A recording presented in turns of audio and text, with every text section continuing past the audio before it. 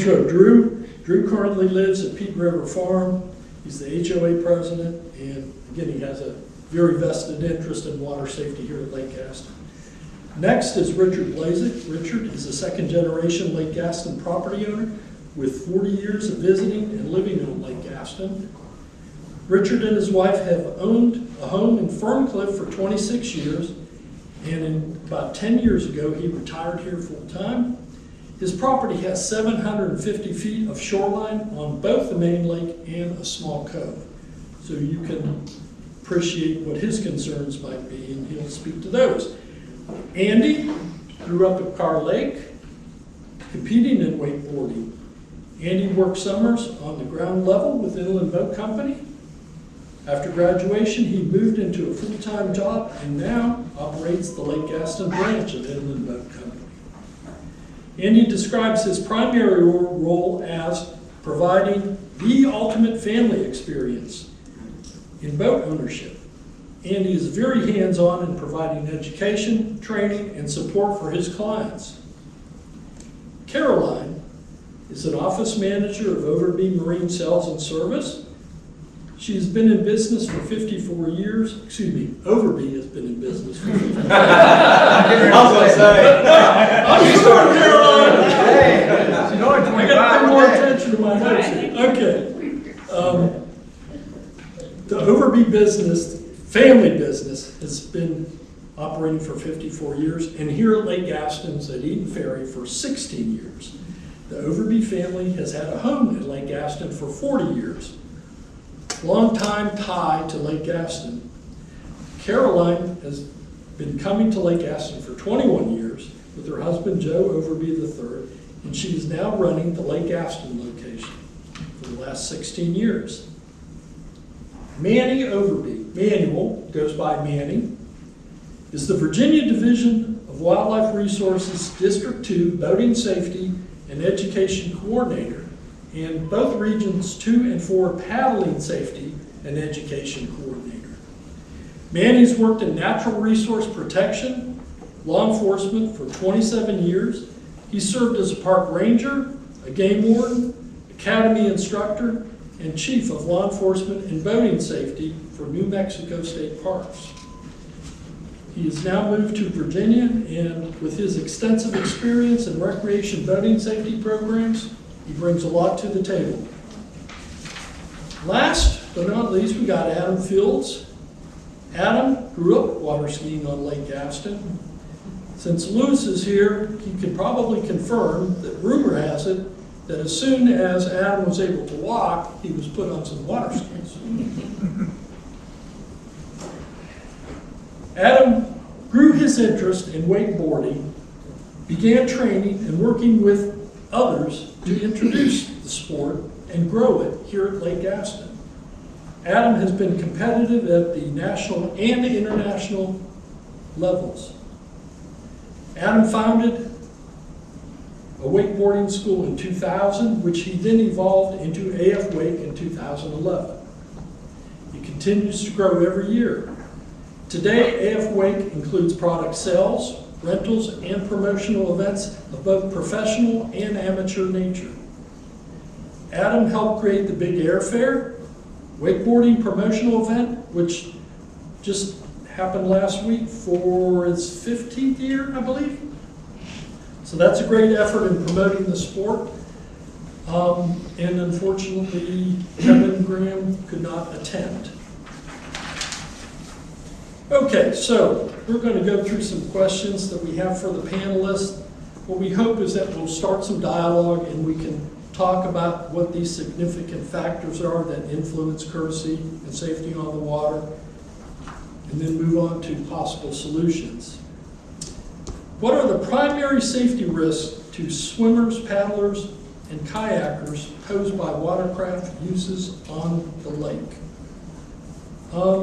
Let's start with Caroline. Caroline, how do you feel about the big risk to, the non-boaters, from the watercraft users? Sure. It's a big lake. I mean, I've seen myself, people swimming early in the morning, which I think is that's wonderful, but it can be dangerous for sure. Sometimes people on big boats, I mean, they're looking, but they're not necessarily looking for swimmers in the water. They're looking for the boats, right? So just, I mean, some visibility. Kayakers are obviously a little bit easier to see, but even Memorial Day weekend when I was out, there was kayakers almost in the middle of the lake on Memorial Day weekend, in the middle of the day. And that can be, that's a safety concern.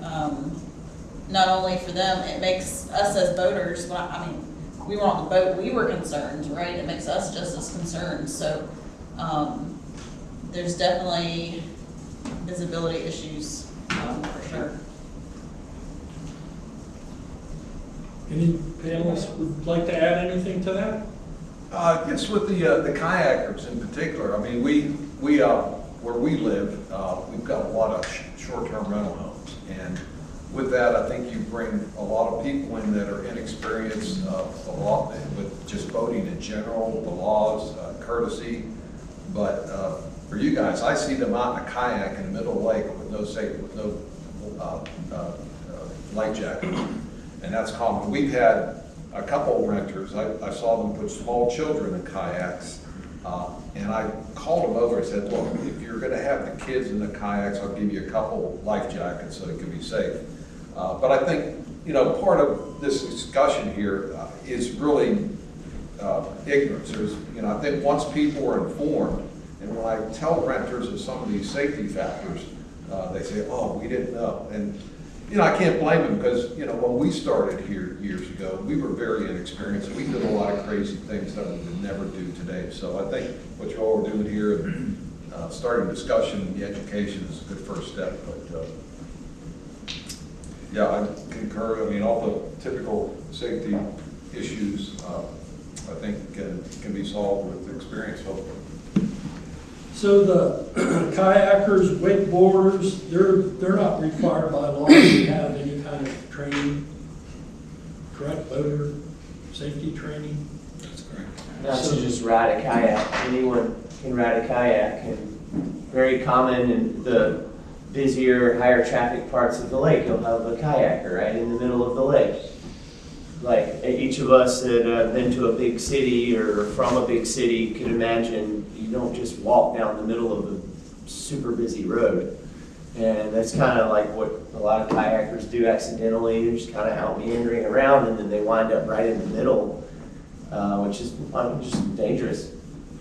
They should stick to the shorelines. And we rent kayaks at our business, and people fight us all the time about wearing a vest or even taking a vest with them. And it's a rule that we have, and part of our insurance that they wear one and have one.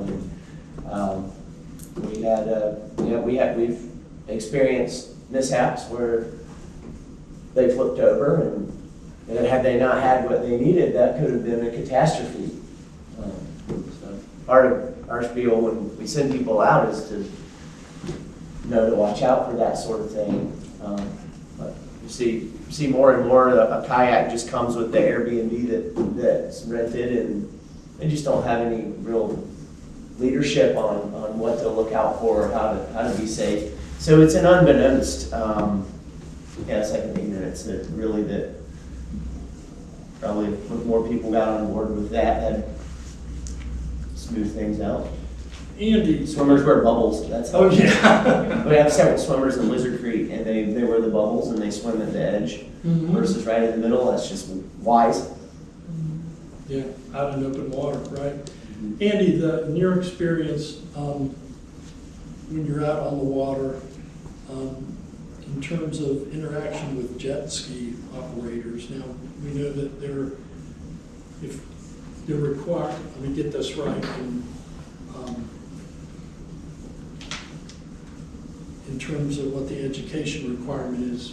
Drew, for a jet ski operator, if you're under 14, you have to have passed a safety, an example, course. Yep, you gotta have your card, you gotta have your safety card.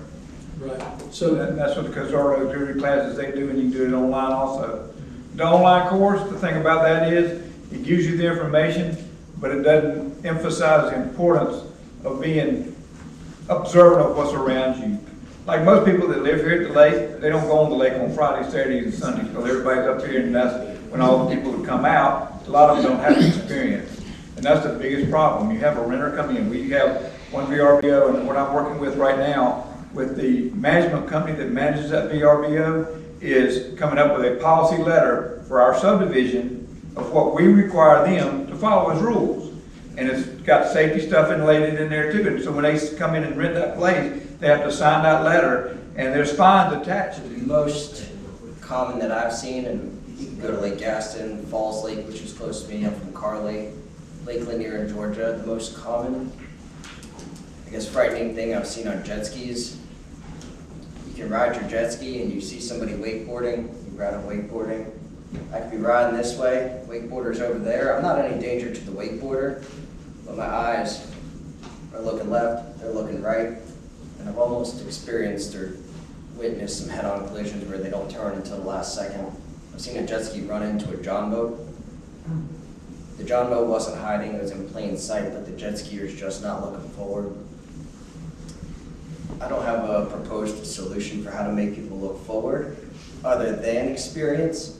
I've had one or two close calls when I was growing up, probably driving a jet ski a little bit younger than I should, but just through repetitive, little bit of local homeowners at Carr Lake had to educate me, same as I'm part of the HOA for my neighborhood in Raleigh. We just have to educate people, and I take it kind of a little bit of ownership within our neighborhood at Carr Lake, or within my neighborhood at home, to just have those discussions, maybe approach that new jet skier, the new kayaker, the new boater in a little bit different way than you might see on the Facebook page. It's pretty brutal. But when you approach someone in person, maybe approach it with an education mindset more than hey, quit tearing up my stuff mindset. And that's how I try to approach those at the local boat ramps. See guys doing jet skis or circles with jet skis right in front of the boat ramp in a no wake zone, and they truly they don't know. Maybe they took the course, they clicked through it online, got their certification, but just a little bit of compassion, because I was there once too, and I did some donuts that I definitely shouldn't have done, a lot of them, and just a little bit of education and flag them down and sharing your story and your experience with them and how somebody has got hurt probably resonates a little bit more than, hey, you're an idiot. And I found those to be the most effective at Gaston, Carr, and Falls, where I spend most of my time. Adam, do you feel that the online education that jet skiers have is adequate or effective? So, this is a big solution, it's a complex solution. There should totally be a vessel operations part of your boat license. When you drive a car and you get your license, you have to go prove you know how to drive it. But probably the hugest part of my job is teaching boat driving. And you see, like, to Andy's point, like, people just don't have a lot of experience or a lot of awareness of their surroundings. This is a term we use with my 3 and 5 or 6-year-old child. Would be aware of your surroundings, and when you don't know, you don't know. So yeah, you can get your course and then have no skill or experience at all and go drive that thing. And it's like one of those crotch rocket motorcycles, but on water. They're quick. I'm just preaching to the choir here that it's scary when you're towing someone and a jet ski's trying to jump your wake and they're really close to you. I had witnessed a jet skier hit a person in the water, and the man would have died if he didn't see it coming. He ducked like that at the last second. That would have totally killed him. And then we rescued 2 jet skis that collided. A kid that probably wouldn't have died, but might have lost his leg completely, and he might have lost his leg afterwards. They crashed and obliterated through his leg, and we saved him. That was a case where they weren't following anybody. They were just driving side by side and kind of looking at each other. Like Andy was saying, like looking not in front of them. And we were in the water. I had a 6-year-old in the water doing a lesson, and the kid had fallen, and we're just sitting in the water. And they didn't see us, and they swerved at the last second and hit each other. So like just having more and that's obviously a pretty complex solution, but if there was like vessel operations tied to a boating license, I think that would help train people a lot more than just the online course does. I'll tag on, I was just gonna tag on a little bit to the online class. We as a dealership host a couple of classes. Officer Long here teaches them in our showroom. And we encourage our customers, encourage everybody to take it in person versus online, just because it's so much better. So different to have like a wildlife officer standing there telling you about these stories or about suggestions or how to do this or how to do that. Especially, I mean, I have a 15-year-old and a couple of her girlfriends are taking it this time. It's actually tomorrow. We're having a class. But to encourage people to take one in person versus online. I took it online years and years ago, and then I retook it when Officer Long taught it a couple years ago. I sat through it and I learned some stuff that I didn't know, and I consider myself to be an experienced boater, and I learned some things that day as well. So I think encouraging that. It's free. The class is free. You just sign up. It's just time. It just takes a little bit longer. But I'll tell you, the online class is not quick either. You have to. It won't let you go to the next screen. Like it, you have to sit down and do the class as well. So we just encourage people to do it in person. It's so much more valuable that way. Manny, in terms of training for kayakers, boaters, jet ski operators, how does the Virginia requirements stand up or differ from North Carolina? Not much at all. We do have online versions. We also encourage folks to come to an in-person class as opposed to an online course, but for many folks, the online course is the only course that they are able to attend. And so, having that option remain available to those folks who would not otherwise be able to get to an in-person course is equally as important.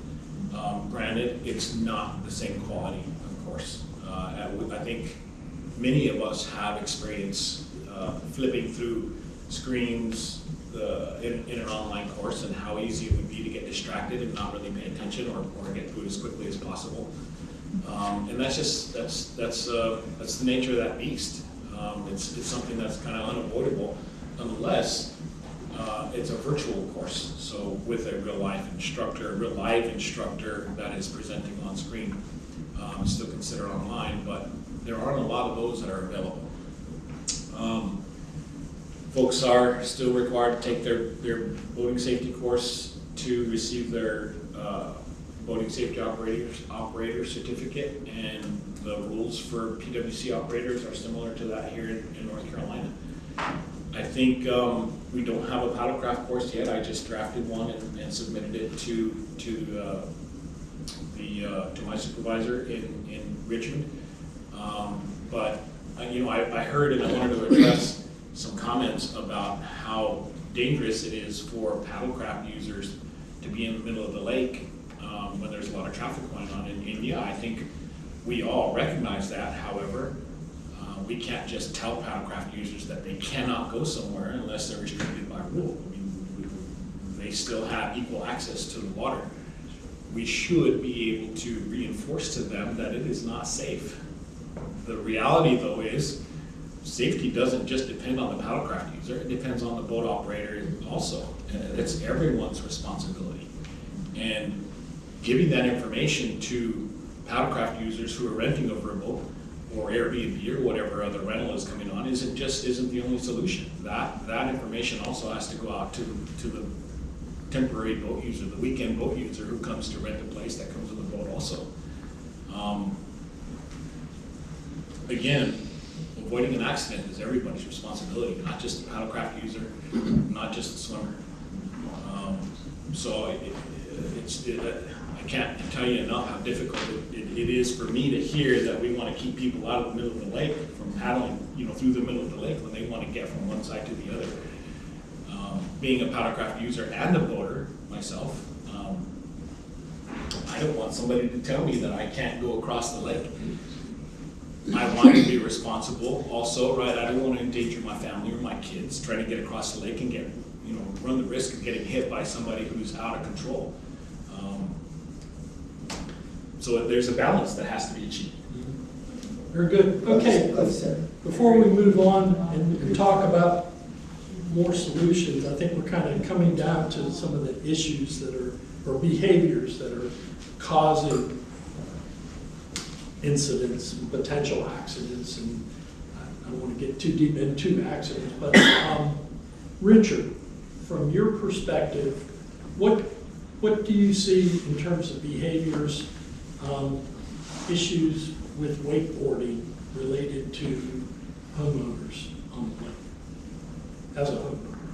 Well, I mean, I think the biggest issue, which we all share the same concern, and I emphasize our waterfront because in the last 20 years, we had to replace our riprap rock three times. Now, most of it is probably from storm damage, but I'm certainly sure that a lot of it from the wakeboard boats. But, you know, I have to admit, through the years, we've seen the wake surf community, I guess, which I'm kind of part of too. I do that. We don't own a wakeboard boat, but I've seen them maybe recognize more the impact you have to shorelines and to boats and docks. And I see more of them out in the middle of the lake. That's not to say that we need more education on that, but you know, as far as, you know, I think we still need to emphasize that, you know, where you should wakeboard and wake surf, some of these narrow coves. I think it's kind of takes an act of Congress to get a no wake zone. I know you and I talked earlier, my experience with all of this started with Smith Mountain Lake. They had an initiative to implement or applied for a lot of no wake surfing zones, and they got such an uproar from the community, they decided to educate rather than legislate. But they recognized that they had to do something, and I guess that's kind of why we're here right now. But as far as the factors, I think wake surfing or pulling somebody safely in the right environment, you're not too close to the shore, and there's environmental concerns when you get close to the shore, not only to the shoreline, but you know, they talk about the resuspension of some of the solids on the bottom, and also nuisance aquatic plants can happen also. But alcohol's a big factor. I think when you see these wake boats loaded up with 10, 12 young people, there's loud music playing. There's usually alcohol involved somewhere, and there's distractions. I mean, we take, when we pull somebody, we take 3 or 4 people in the boat only, no more than that. Any more than that, no dogs, any more than that is a distraction. So, and we kind of had to learn that the hard way. We had some experiences on the lake, and we were ignorant at first, but we learned that this is the right way to do it. The speeds are too high on the lake sometimes. I know we've had problems where we're cruising along, we have a boat that flies by us twice our speed, and it kind of takes us by surprise sometimes. I know you mentioned the jumping of the wake behind the boat. That was kind of my pet peeve for years. I had young kids that we raised them here on the lake, and all the time would see jet skiers jumping the wakes, and we had to stop or wave them off, and sometimes they understood what you were trying to do, or other times they would wave you like you're waving high.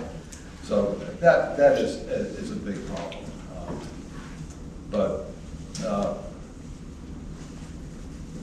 Trying to see if anything else. But I think, a lot of this is common sense, and some people do not have common sense, or sometimes you need to have an education program to instill that common sense, but those are some of the issues that we see on the lake.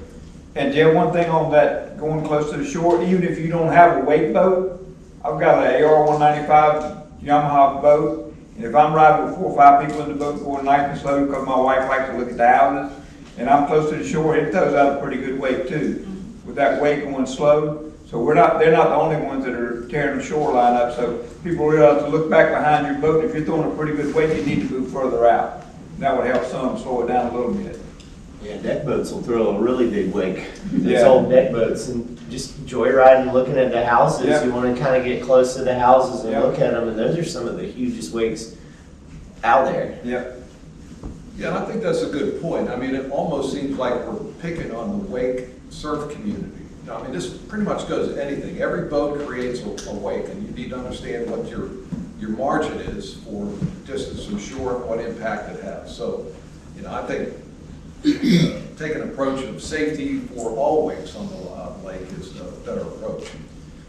So I think you hit on several things, Richard, and one thing, we're primarily talking here about safety aspects, but the environmental aspect is definitely something that we can't ignore. Adam, can you speak quickly about, from your knowledge of wake surfing, wake boat operation, and what do you do, what are your best practices to minimize environmental issues, shoreline erosion? If we have the chance to coach people, we emphasize staying farther away. We emphasize trying not to be locked into one little spot, going back and forth repetitively. We want to spread out as best we can. If we have the chance to coach people, we show them how it's safer for them when they're out in the middle and not surrounded by other boats in like a swarm-like fashion. On a really windy day at the lake on a Saturday, it kind of pushes people into less of this overall area available to use the lake, because you can't really do it if the water's super rough. So that for us is part of the message that we give when we're teaching. And then while we're out there, we see lots of people that just haven't been with us or don't know or haven't been informed of that sort of thing. Send them our way. It is part of our message. I kind of want to defend the topic too, having lived at Lake Gaston 44 years in Lizard Creek. My parents' house sticks out on a point. In any place where there's a point, people take the inside, and that shoreline's been hit by us a lot. I'm When you say hit, the waves hitting the shoreline. And we have riprap there, and we have a dock there. I confirmed the dock was built in '84. First part. The first part. No, That's the still first standing. part was in the 70s though. Okay, the first part of the dock's still boathouse was standing built from the The week 70s. before I sold my dock business. And anybody that's been to Lizard Creek, see the buoys out there, the ski boat goes back and forth. One of the videos I wanted to show on the big screen for you guys to see is on Thursday we went to watch my dad ski in a ski tournament. And he's members, owners of a private lake where that's all they do. The boat runs from one end of the lake and back thousands of times a year. And the lake's been there, and there's records on the wall of stuff in the 70s through the 80s, the 90s, and 2000. And the lake is still there, the docks are still there, the shoreline is still there. And our shoreline is still there. Then lastly, wakeboarding is supposed to be scaled. You start with a small wake when you're a beginner. So wakeboarding is not throwing as big a wake as that jet boat going slow looking at a shoreline. Pros like us, we want a bigger wake to have bigger air, bigger tricks. And you basically don't see us anymore. People call me all the time like, why aren't you practicing? We miss watching you ride. We like having our morning coffee and watching you ride. We want to have our line in the evening and watch you ride on the dock. And we're like, well, we're just trying to space ourselves out.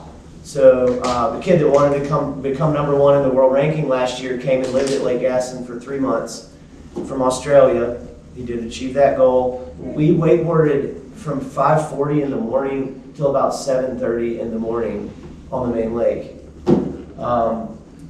Part of the message in the story when we're coaching people is like, well, yeah, you need good water. Get up and go early, beat the wind, beat the boats, and be out in the open, and then you don't have to turn the boat so darn much. Because we can't do it unless we're driving straight anyways. So Lizard Creek, if we stay in there to get out of the wind, it makes a lot of sense, but we're still having to turn around a whole lot. And we have noticed over the last 30 years, as more people have gotten riprap, the whole creek is calmer. With bulkheads back in the day, it used to be like you'd be the only boat in the creek, and it would get so rough. And so it's kind of awesome how like riprap is working. It's absorbing the weight, the movement breaking of the water. Mhm. Yeah, what we It, do. it deflects it and it settles. It doesn't. It doesn't bounce and then back out. And I guess like, and this is probably covering like several questions all in one, but millions of people spend billions of dollars to sit at a beach and listen to the waves crash into the shore. So like, gosh, waves at the lake, it's gonna happen. And I'll break off of that. Okay. Thanks. All right. Jeff, just one other thing, you mentioned environmental. I did a little bit of research. There was a study done at the University of Minnesota, the land of the lakes, and they had the same concerns we had about the wakes. And they measured the maximum height, the total energy, and maximum power of waves, and this is on Green Lake in Minnesota. And they determined that large waves can resuspend lake bottom sediment, erode shorelines, and potentially transport aquatic invasive species. And I guess the way it does that is, just by breaking them up and distributing, but it changes the phosphorus level. I'm not a scientist, but I guess phosphorus. It's in the soil, it's in the sediment, and that motion, that movement of water Right. is moving it and suspending, putting it more into the water column. Yep. And they recommend, it's kind of a shocker, but they recommended a shoreline buffer of 700 feet and 40-foot depth for boats that produce large waves. Now, you can take that for what you want, but that's just a study that was done about 4 or 5 years ago at the University of Minnesota.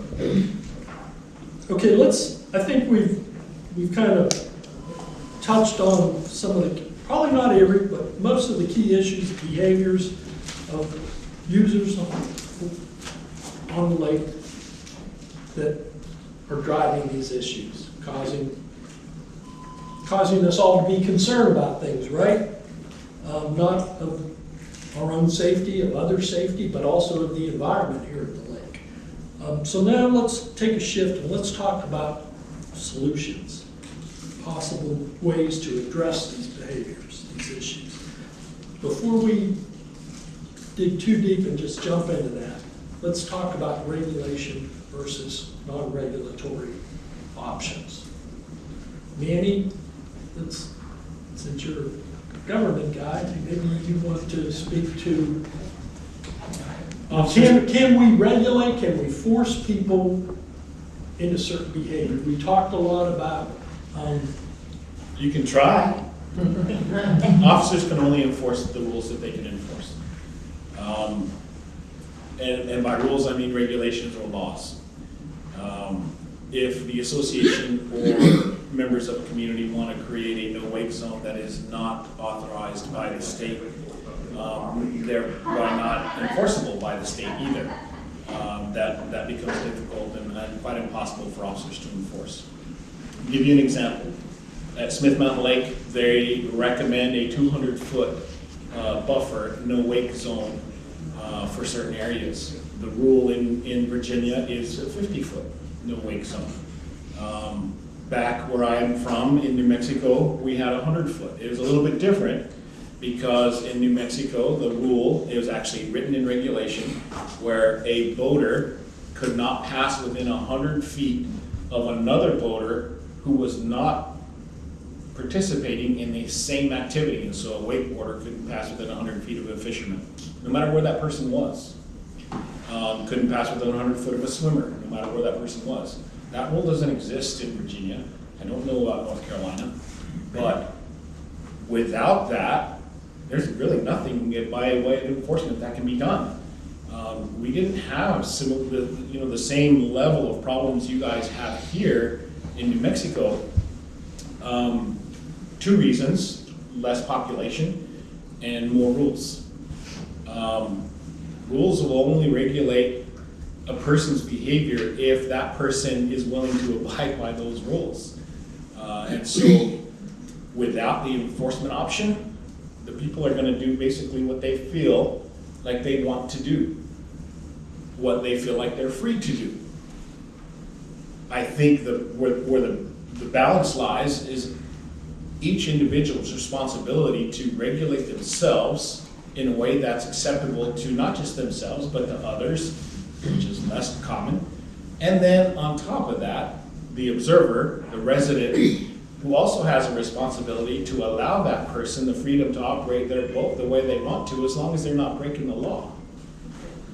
There are some behaviors that are discourteous that sometimes we don't like, passing up and down in making the same path up through a cove many times.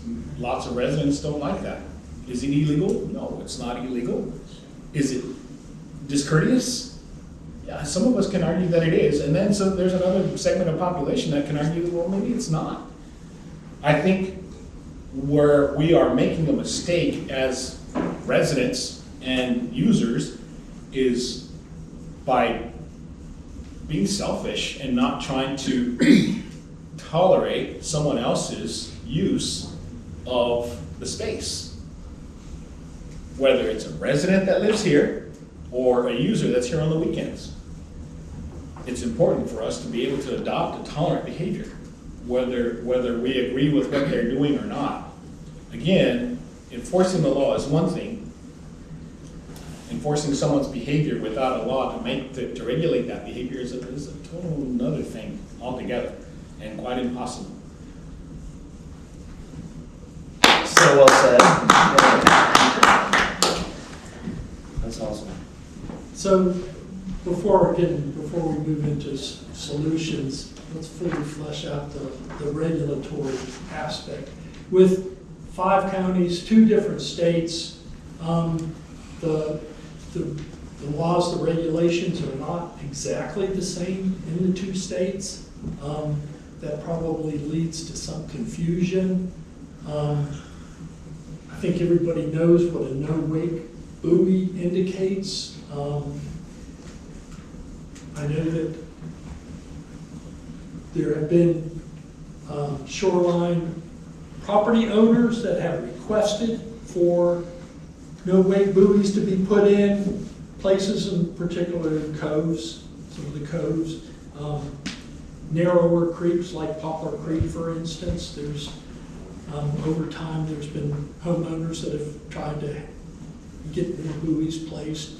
In North Carolina, I think as well as Virginia, that those requests have to go through the county first. Is that correct? And then the county can agree to it, and then they go to the wildlife agency to have that done. But my understanding, and please correct me if I'm wrong, is that's a difficult process. You know, you talk, Mandy, you talk about tolerance. I think the general mood is not pro-regulatory in that sense. People, I don't think our county commissioners and supervisors, those boards, are anxious to put more buoys out, close off part of the lake. You know, there's, we want to have an open, for users, of all users, as much of the lake as possible. And then from just that standpoint, buoys and restrictions, for instance, what they tried to do, Richard, up in Smith Mountain Lake, they proposed to have a mandatory 200-foot, correct me if I'm wrong. No, it's recommended. Yeah, okay, but did they not initially talk about inputting a regulation for no wake of any kind, any user, within a certain foot from the shoreline? Well, no, I think what brought the uproar is they designated a certain area as, or they applied for a no wake surfing area. And then the water sports enthusiasts had an uproar about that, and that's when they decided to shift to education. So they wanted to completely shut off wakeboard use, Wake surfing. wake surfing Yes. parts of the lake. Okay? Yes. And of course, I mean, that's an example of how well that went over. Right. But Smith Mountain Lakes Association is pretty powerful, and that still didn't go very well. Well, in 3 counties, right? It would have to, Yeah. I mean, it would impact 3 counties. So again, we're even more Can I mention real quick, Sure. the regulatory cycle in Virginia is every 2 years, and so this year is that second year. It will be, this basically being the year that changes are able to be proposed. The governor in Virginia is leaning more towards less regulations. We didn't change any of the regulations or reduce any of the regulations as it goes to boating safety. However, we just clarified some language to make it more simplified. But if someone wanted to propose a regulation in Virginia, they'd have to go through the boating safety and education division of the department and submit their request through the deputy director to impose any kind of no wake zone or establish any buoys that would establish the no wake zone. And that process, like you said, is not simple. It's a 2-year cycle. It has to be proposed and written and then voted upon. That cycle, though, is a lot easier than going through statutory change, which is on an annual basis, and you'll have to find some support for that. But my frustration with that is, you know, in the cove that we live in, it's a small cove, it's not a creek, so it's a dead end. And we have 4 rental houses along that side. And just this weekend, I had to tell the renters, they had 3 jet skis, I had them 3 separate times, that you cannot go fast in this cove. I mean, they're breaking the law, it's less than 100 feet, so they don't have the clearance you need for wake surfing. And I, several times, wrote letters to my county commissioners on supervisors, you know, asking them to look at this situation. I don't want to see no wake buoys all over the lake, but this was a small cove where you mostly had uneducated boaters coming in and out. So I thought, and we had one weekend where we had 60 people in the water and we had 10 extra boats in a small cove. And we swim there every day. It's just kind of crazy at the speeds these people coming out. So I think, yes, we don't want to over-regulate, but there are certain circumstances where you need something like that. So that's my only point. I wish we'd get the county commissioners, supervisors more involved, more proactive with some of our concerns here, because I was ignored. I wrote the letter and, you know. The only thing I could recommend would be for a group of folks to get together Yeah, to establish that communication. We did that on Hawtree Creek because it's so narrow in there. When the fishermen put their boat ramp in the Baltree Creek boat ramp, they get so mad because they come flying up that big section and they had to get in the creek and they got to go real slow, no way, all the way out to Main Lake. As soon as they hit Main Lake, they were wide open. But the other day we had 2 kids on 2 separate jet skis coming right through that no wake zone, wide open. And one of the neighbors hollered at them and they were like, oh, we didn't know. There's buoys at the entrance and buoys along things. There's no wake because it's only about 50, 60 feet wide through there. And so you can't make your clearances and stuff. And that's the thing. If you don't want to have problems in these creeks and stuff, you need to make them no wake zones. Once you get out of that, go in the main area of the lake or go into the big place by the boat ramp. You can do all you want out there. There's no, if you ski or whatever. Didn't I just understand you to say that the more, and I don't know when that new no wake zone in Hawtree was put in, because I can remember when it wasn't there a few years ago. Right. But you said it's now no wake zone and still have people Yeah. rolling through there fast. Yeah. So I mean, that's an example of, we might have no wake zones all over the lake, and that may still not change behaviors. Exactly, and it's gonna be education, the whole thing, like Adam said, it's gonna be education. You gotta make sure they understand the rules. All right, let's, Related to the education and the topic and where we're just a little bit of a gap. A lot of these people Airbnb are just renting their boats out with their houses. Yep. I co-own Lake Gaston's #1 boat rentals business. We rent boats, and tied to the service we provide our customers comes with a lot of education. But granted, they're inexperienced boaters sometimes, and we have a little special touch on it because it's related. We're on the same property as AF Wake, and because it's passionate to the owner, and I have fields where wakeboarders and run AF Wake, so we try to help that. But we're definitely seeing a lot of people just like renting their boats out with their house, and they're not like there showing them how to use the boat like we do with our boat renters. So that would be like a little area of maybe like putting some emphasis on these people understanding First of all, that they're not insured to do that. It's a very special insurance you have to rent boats. It's not your HO, it's not your owner's insurance to do it. But, you know, I just wonder how many of these families do show up and rent somebody's house, and then the boats are free-for-all, kayaks are free-for-all. And I wonder, you know, I doubt they're getting, like you mentioned, in their neighborhood, that instruction or the guidelines, and that would be helpful. It's like that could be enforced through the Lake Gaston HOAs, or, I mean. Well, in a broad sense, what I've taken away from this discussion is, in terms of behavior, we've got inexperienced boaters, non-boaters. We've got poorly educated boaters, non-boaters. And then we've got a segment that don't give a you know what. Yep. Okay, so. Not just boaters, but non-boaters or residents. Yeah, that could be, exactly, that could be broad users. Anybody, a user could be in the broad sense, somebody who's either on a watercraft or who's on the shoreline, right? Or jumping into swimming, for instance, and it's not paying attention, swimming out in the middle of a cove, for instance, that has a lot of boat traffic. Okay, so in broad sense, that's kind of what we're dealing with, these behaviors. All right, and y'all have touched on already some recommendations for what can be done to address it. We talked quickly about regulation. You know, Manny's point about tolerance, I think, is well taken. Regulation is not Cure-all? take care, thank you. You know, it's not going to cure all. I mean, we're dealing with 2 states, again, you know, 5 counties.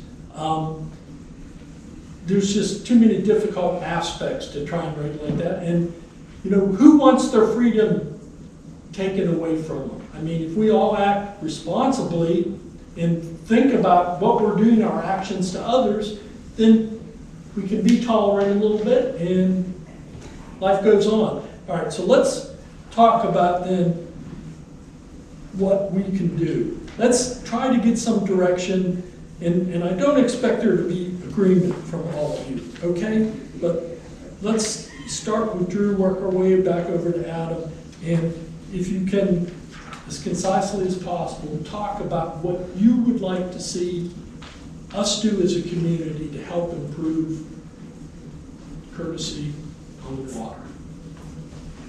People are gonna be people. You're not gonna fix that. You're gonna, I don't care what rules you put in place, wildlife's down there at Hawtree Creek all the time checking it out because there's no wake zone, so that's be enforcement for that. Guess what? They still fly through there. When the wildlife's not there, they do their deal. So you're not gonna fix stupid.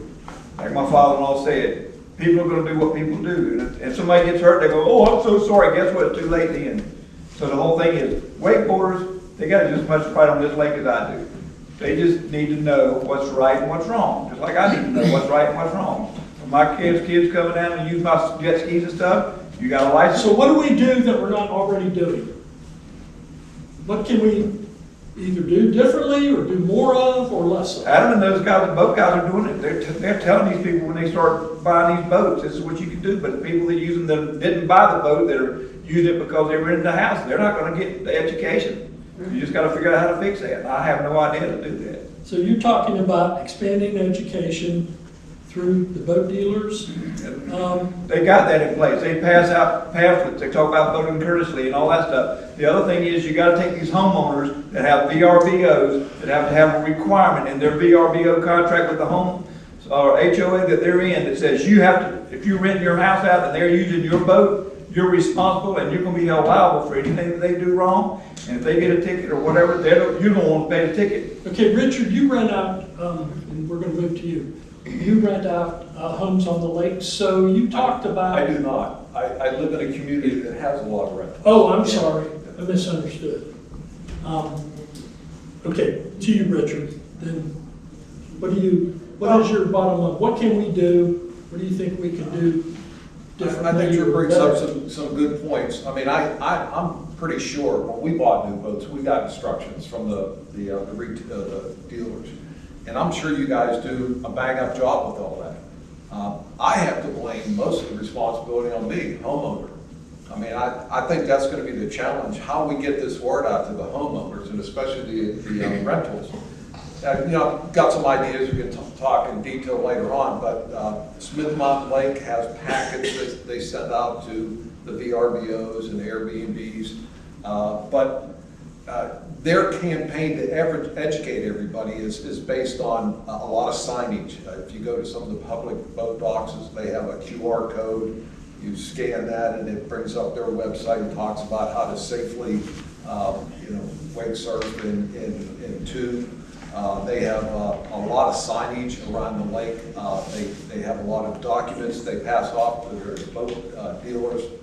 But mostly it's just signs strategically located around the lake, and their message they're trying to get out. They're trying to keep it short and simple. They say, wake smarter, tow responsibly, minimize repeat passes, stay at least 200 feet out, avoid congested areas, and avoid erratic driving. So, some simple message that we have that we can put out that will resonate with the people who are driving up down to Eats Ferry and to see a billboard that says that, you're going to know it's there. Maybe it sticks in your head, but you just need to put the words in front of people, more often. And the only problem with what they did at Smith Mountain Lake is trying to measure the success of this. I don't know what kind of metrics you can put in there, but they said that is one of the difficult parts. But the agency that runs this, they would receive calls about complaints from wake surfers, wakeboarders, and wakes. And they said those calls have dropped off in the last 2 to 3 years because of this, they think because of the education effort. So I think in general, we're all talking about it. That word is getting out there somehow. And I think people are understanding and they're doing the right thing, but we still need to do more. Andy? Any thoughts, suggestions for? Lake Gaston is a big lake, and I'm finding over my past 7 or 8 years working here, it's a really small community. At Carr Lake, we have even a bigger lake, but the community's all over the place. If I think about some of the local businesses that have popped up here, Jetty Cakes, Buddy Isles, even like Doozy, everybody knows these businesses, not because you drive by them necessarily every day, but because the community knows and shares those good messages. How many here are homeowners on the water? How many of you know at least 10 other homeowners on the water? So if we take the 40 people here that all know at least 10 other homeowners, right away, if we share some of this education just verbally, the community is so small here. You share that with 10 people, you have reached, in a matter of a week, 400 homeowners at Lake Gaston. I've been to all kinds of lakes, but Gaston is just one of the fewest that word spreads really quickly. Hey, we're trying to make this recommendation. Let's say 300 feet from docks. Does anyone know a rental property manager or rental property homeowner? You know some? Well, quite a few. So in just casual conversation, I just keep hammering on how small this community is. I'm not a homeowner. I'm from the outside. I live in Carr Lake. You're welcome for the water, but we don't have the community that you guys have here, and word travels so fast. And that is the single biggest advantage that Lake Gaston and the LGA has over any other lake, battling erosion, discourteous boating, uneducated boating. And so I call on me as a dealer to really hammer into our new boat owners, but that's who I can reach. As homeowners at Gaston, you can reach the rental property managers, you can reach your neighbors, new boat owners. So I kind of call it on us to maybe have a couple data points and just friendly conversation points. And just when you're passing, when you're at Lake Gaston Coffee, just having those conversations. Hey, there's a new initiative. Have you heard about it? Maybe we don't bring regulatory facts into it, but everybody's trying to stay about 300 feet. That's a full football field from docks. But when you're surfing, we're trying to stay 500 feet from docks. Everybody's talking about it. When you start talking about it and having those conversations, word up here travels really fast. And that's, I think that would be I don't have a measure to that. I don't know how to analyze that data, but I know Lake Gaston, I know the community, and I think you guys, we can all make a difference just by talking about it. That was awesome. Thank you. Caroline? I agree with all three of these guys, but I think more of the same, just talking about it. You know, us as dealers, Overview Marine, and I know Inland as well, I think all the dealers on the lake do feel that we have a responsibility to communicate these things, and we try to as much as we can. Like Andy said, I know I can talk to, you know, the customer that's in front of my face that we're delivering a boat to, right? As a captured audience, I can talk to them about these things. Beyond that, it's harder, right, for us specifically. But we do have, I brought a couple of things, like we give out a lot of paper material to customers when they buy a boat, and if, like us association, or if anybody has anything they want to, for us to hand out. I mean, this is a towboat handbook about rules, regulations, recommendations. We have this posted in our showroom, so we do feel a responsibility. We do try to do it as much as we can, but I think just talking about it as much as you possibly can. Your neighbors, your community, your homeowners association or anything like that is huge as well. I mean, if you have a problem with how your neighbor is behaving, maybe talk to your neighbor, you know. Another thing that I had talked to Lewis about on the phone was a lot of people who purchase, say, a wakeboard boat from us, right? These wakeboard boats now are $200,000 plus.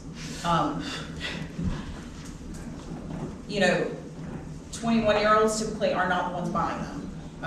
Typically they are, you know, adults in their 40s or 50s plus, depending on their profession, of course. And they're not the only ones using the boat, right? It's a family that's using the boat. You know, the grandparents are using it, the parents are using it, the grandkids are using it. So it is a family affair, right? So we try, like when we deliver a boat, we want the family there. We just don't want the person paying for it, right? We want everybody there so we can go over these things. On the day they take delivery of the boat, it is information overload. We tell them a lot of information, and a lot of it goes in one ear and out the other. But we do our best to try and go over as much as we can in the small time that we have them there. And then a lot of times we actually recommend them to add them for boat driving lessons.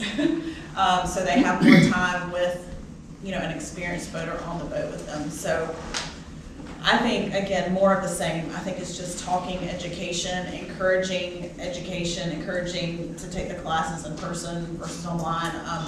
Another small thing I wanted to say too is rentals. I don't know what the rule is now, y'all can correct me if I'm wrong, Fields, but it used to be if you rented a boat and you don't have to have a boater safety certificate if you are over the age in North Carolina.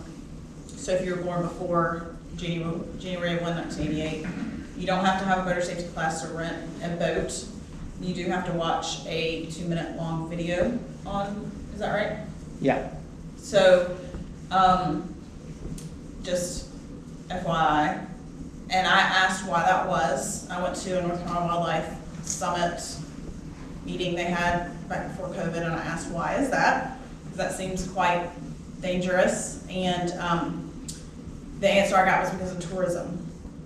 North Carolina water recreation, there's over 1,500 lakes in North Carolina. We have the coast. There's huge tourism dollars. You know, my paycheck, our business, also depends on new people coming into boating. And so I can understand that. I see that made sense to me when they said that. But, so along with that, when you have a new person that comes in to rent a boat, that he can have zero boating experience and come rent a boat. And is that good? Yes. Is that concerning? Yes. You know, so there's a lot of things that have to be talked about. So again, the education, let's talk about some more, I think the best thing that we can do. Okay. Manny? I'll tell you real quick, Andy is wise beyond his years. But I'm gonna include myself in your age demographic. I'm 55 years old this year. I know I don't look it, I look still like I'm in my mid-30s. I appreciate the compliment.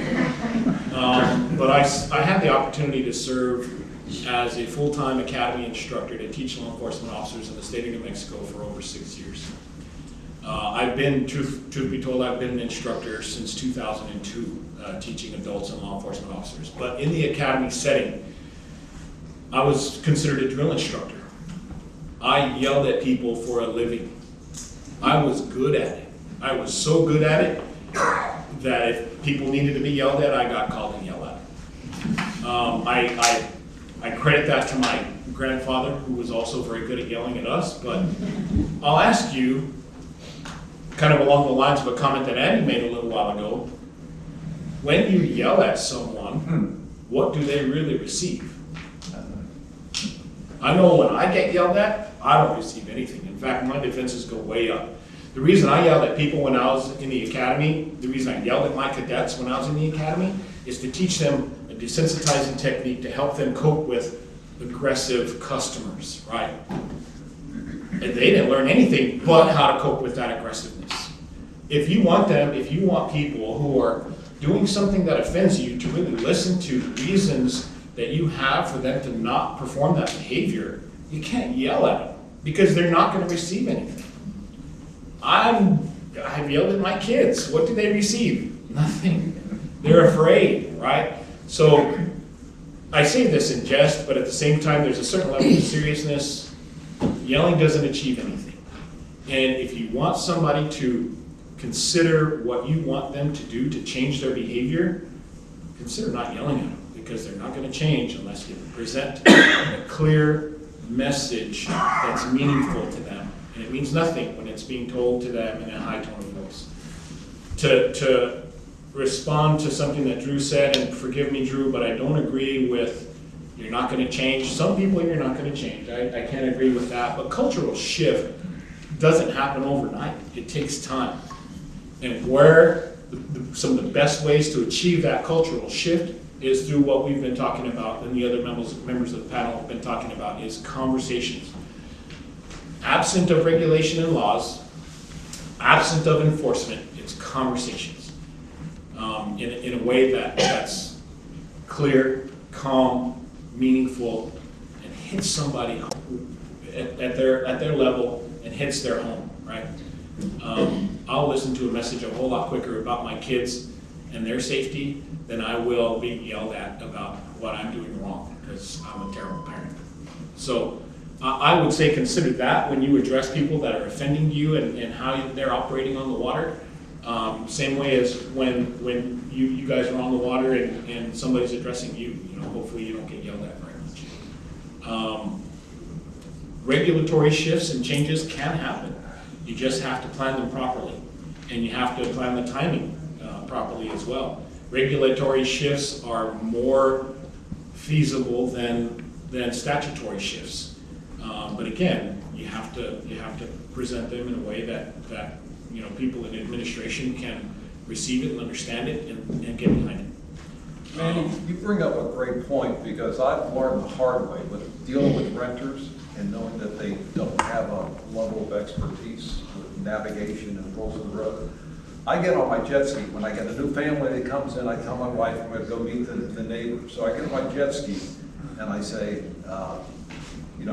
introduce me. I say, I live here, and where are you from? His first time to Lake Gaston, and ask them if they have any questions about it. But I'm establishing a sort of a friendship, a trust between us. And what I'm saying indirectly is, I live right across here. You better behave yourself. They get that message. Without saying that, they get that message. So I think your point is well taken to communicate in a friendly way, and it does. You're going to be able to get your point across much better. Sure. With that, I don't know what else I could possibly say. Okay, we've got a few minutes left. Let's wrap things up with Adam. What can we do, Adam? Well, it's awesome. The cultural shift term is really what it can be about, from what Andy was saying and Richard just now. I've been out in the water and been in all sorts of scenarios, and when you get scared, you get defensive and fired up, and then when you present that to somebody, it doesn't work.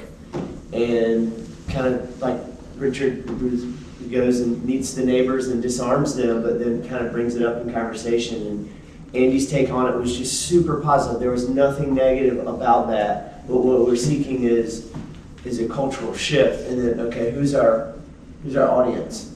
There's kind of two different there's like fork in this conversation today. One being big waves and shoreline erosion. That's not really the unsafe practice. That's more courtesy related, and kind of having it just be generally put out there. This is what we do at Lake Gaston. We're out a little further. We surf in the main lake. We tube in the main lake. This tubing patterns annoy me horribly. They're erratic, and we're trying to go straight. So if you're going straight down a highway and a car is swerving left and right in front of you, you're like, this person is drunk. And you're scared and you stay away or you freaking pass them.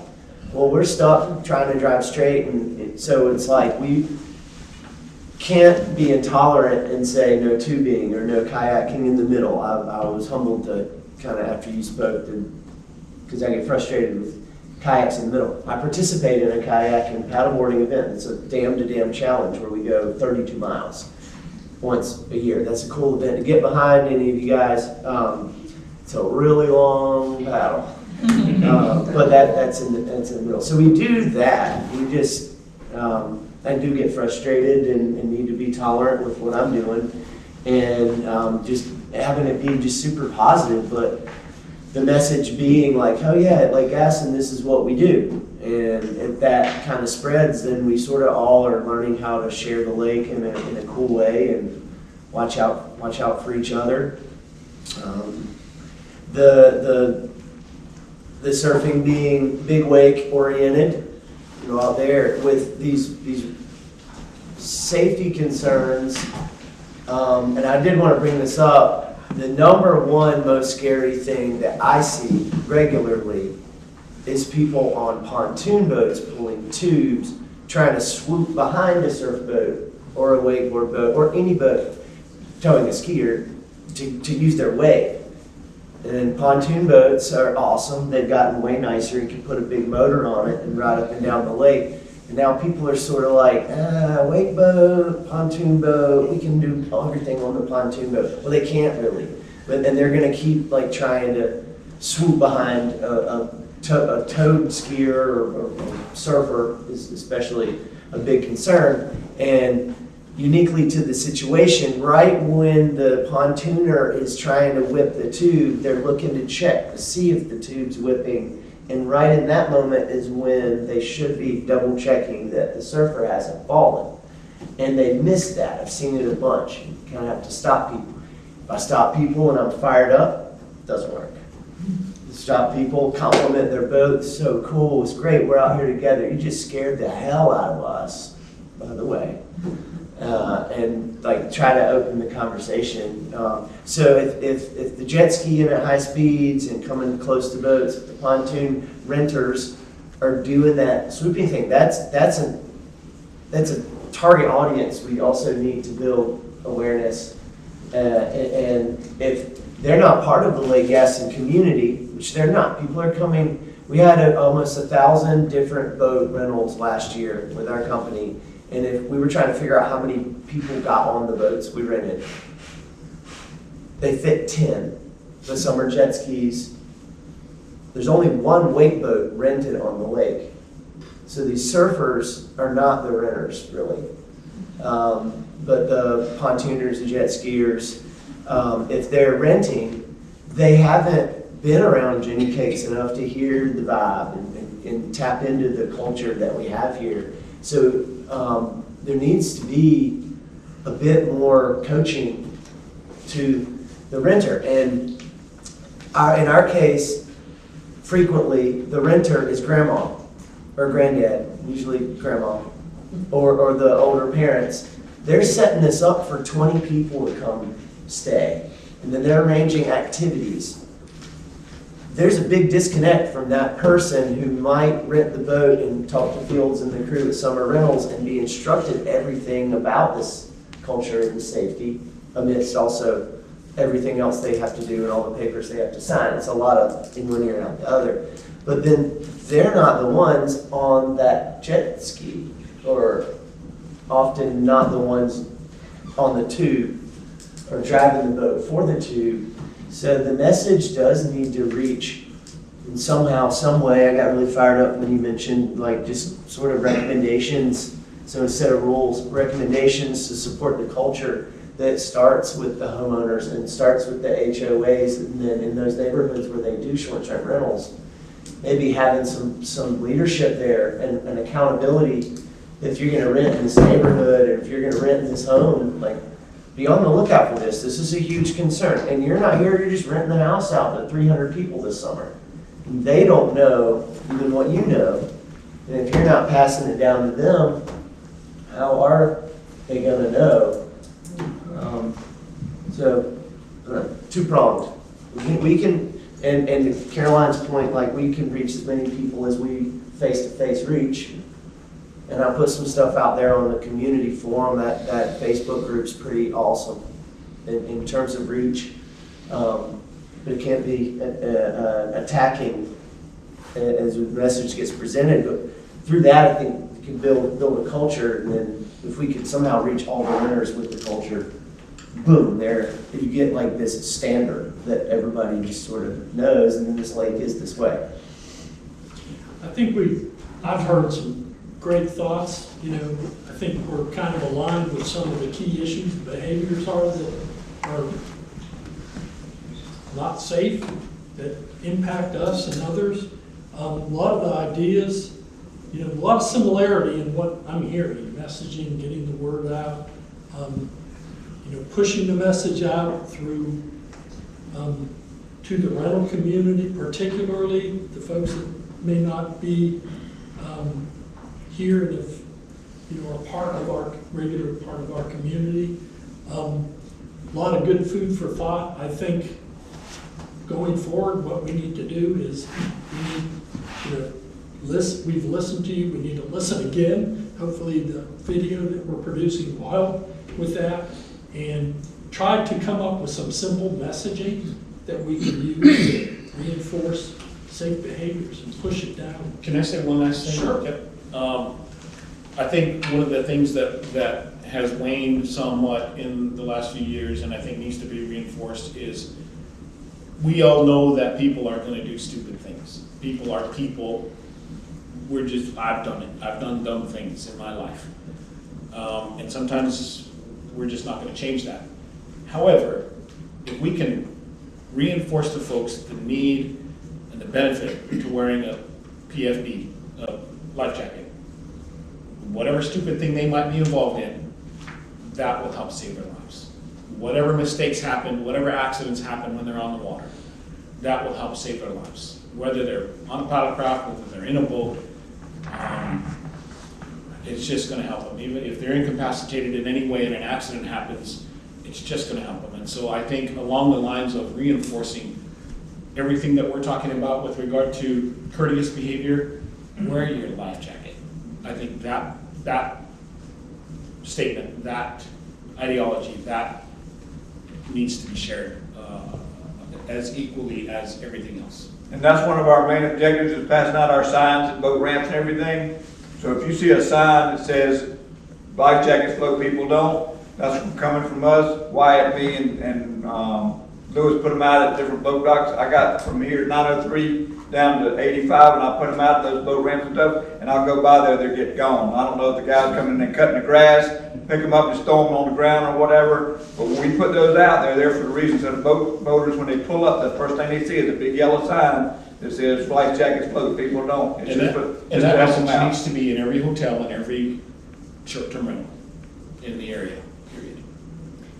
Okay, Yeah, great. if we could get that too, and then like the Airbnbs, and they actually look at it. Whose name is on that? It's the WSIA, which is the Water Sports Industry Association. Okay, yeah, I think that's important. I think we can help, quickly, we can help push that out. They also, particularly to- I don't know if you've seen this, part here. It's exactly what he mentioned. It's a big, push, and it says to stay away at least 200 feet, keep music at reasonable levels, and minimize repetitive passes. You are responsible for your own wake. That comes straight from the NC Wildlife website as well. As best Yes. practices. Yeah, the WSA is tied in with Coast Guard and state, and they have a whole legal team that go in places and try to support water sports not getting banned. And through positive messaging and education for water sports enthusiasts, so they're not making everybody angry to get banned. Absolutely. So they're around, and they've had, like, president of the WSA, SIA has come here and spoken at the Water Safety Council a few years back, and they're an awesome advocate for helping us in our industry keep going, grow it, but grow it in a positive way, and support the lake communities too in the right way. So that's something that all the dealers are pushing. Every new boat owner gets that, and it's like a placard on the walls in all their spots, and we try. This is a little compliance exam that they can do, to make sure they are compliant with 6 questions. And it's got life jackets on here, and if the music is loud enough to hear at 80 feet, it's likely loud enough for a homeowner to hear, to perform a TikTok dance, or to make you an ENT Dr. Rich. So, it's kind of got a little humor in there to try and, be attractive and all, so. Sound travels so much on water, obviously. Well, as we conclude, I think this was great dialogue again. It's given us a lot of food for thought. Need to re-listen to what y'all said and try to find a path forward that we can use some of these ideas, some of the work that you're already doing, and I commend you for the work that you are doing to influence good behaviors. And with that, I give everybody a round of applause. Yeah, just one last thing real quick. If you want to get some of your guys from the Lake Gaston Association to come to our next board meeting for the Lake Gaston Water Safety Council, and we can talk about putting together a little task force to come up with a packet or something like this to give to renters and stuff, and give to the HOAs. So the HOA goes and has a meeting, they got a place, people that rent their houses, they can pass a packet out that has a lot of this stuff in it. That way they'll already have access to it, and it'll communicate it to the HOA. Okay, yeah, Well, That'd be awesome, like the identification of the we actually did put a pamphlet together this past year for rentals. It's at the Chamber of Commerce. It gets passed out by the rental companies. And what it is basically good neighbor policies. Right. We all know that anybody has a right to rent their homes and all that, and really can't stop it. But it's all about courtesy. Just like talking about courtesy on the water, we live here. This is where we make our home. We sleep here, we wake up here. The home right next door is a Holiday Inn. And so you got strangers coming from everywhere. They rent it, they want to have a good time. Things that y'all have already hit on. But we did a pamphlet as the LGA. It's a really good one. But I don't know if there's a lot of water safety involved in it, so we could do something else.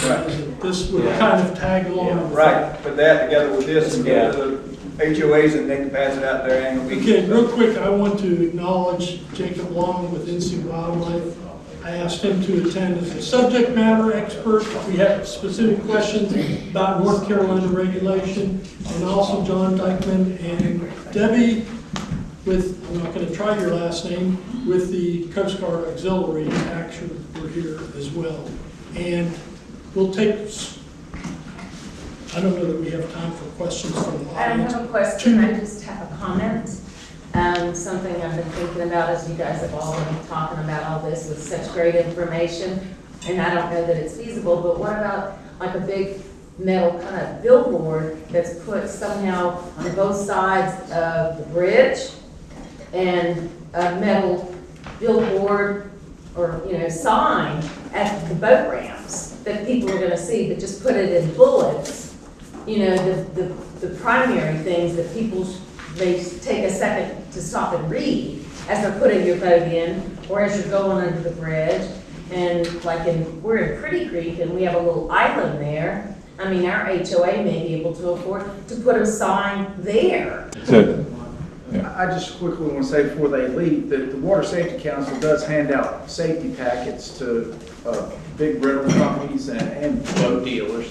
And it has rules of the water, but the next time, Overbeats gave us some little cards. They also gave us this that has those rules on it. We're going to try to include that in our handout to focus on that. It has know before you tow cards, are your children safe on the water cards, has a map of the lake so that they can get back, has just some things like that. But if there's something that maybe we could come up with that could be dock mounted.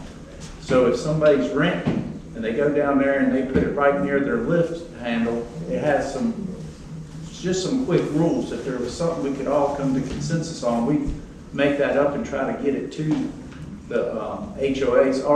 All this information is on our website, so the HOAs, a lot of them have called and they've downloaded that stuff so that they hand it out themselves.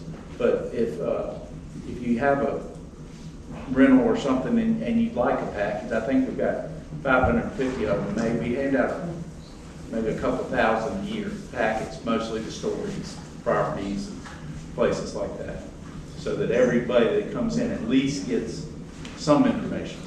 So in appreciation for our panelists sharing their time, their knowledge and experience, we're handing them a little Lake Gaston coffee cup with a little Lovely Gaston coffee. Little Lake Gaston coffee, thank you, Manny, Caroline, Andy, Richard, Louis.